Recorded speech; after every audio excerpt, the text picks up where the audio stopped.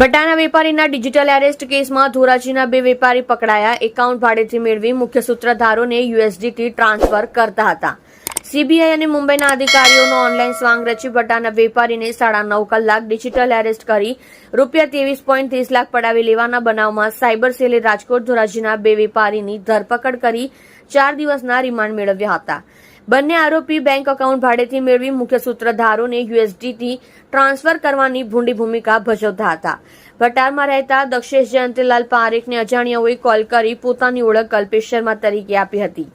પોતે ફેડેક્સ કુરિયર કંપનીનો કર્મચારી હોવાનું જણાવી વેપારીને તમે જે કુરિયર મુંબઈથી તાઇવાન મોકલાવ્યું છે તે મુંબઈ એરપોર્ટ ઉપર કસ્ટમ વિભાગ દ્વારા સીલ કરવામાં આવ્યું છે. તેમાંથી 200 ગ્રામ MD drugs, 5 passport, 4 credit card, laptop નીકળ્યા છે એવું કહ્યું હતું.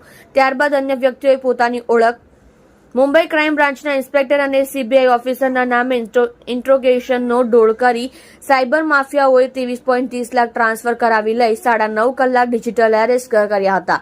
સાયબર સેલે આ કેસમાં સુરતના બિલ્ડર સહિત 4ની ધરપકડ કરી હતી. તેઓ કમિશનની લાલચમાં બેંક એકાઉન્ટ ભાડે આપતા હતા. પોલીસ તપાસમાં બિલ્ડર પાર્થ જોધાણીએ 21થી વધુ એકાઉન્ટની કીટ ધ્રુવ મહેશ પાસેથી મેળવી હિરેન માલવિયાને સોંપી હતી.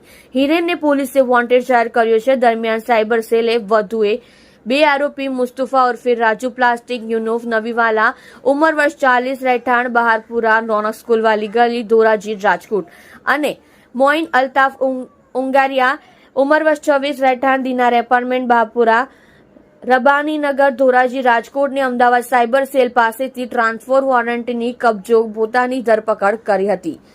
પોલીસે બંનેના 4 દિવસના રિમાન્ડ પણ મેળવ્યા છે. અમદાવાદમાં પણ તેઓની ડિજિટલ એરેસ્ટના ગુનામાં ધરપકડ કરાઈ હતી. પોલીસના જણાવ્યા પ્રમાણે આરોપી મુસ્તફા પ્લાસ્ટિકનો વેપાર કરે છે તો મોઇન ઓનલાઈન ઘડિયાળ પર્સનું વેચાણ કરે છે. બંને અલગ અલગ લોકો પાસેથી બેંક એકાઉન્ટો ભાડેથી મેળવતા હતા. જે એકાઉન્ટોમાં જમા થતા નાણાં મુખ્ય આરોપીઓને યુએસડીટીમાં ટ્રાન્સફર કરતા હતા. આરોપીઓ યુએસડીટી કોને ટ્રાન્સફર કરતા હતા તે દિશામાં તપાસનો ધમધમાટ શરૂ કરાયો હતો.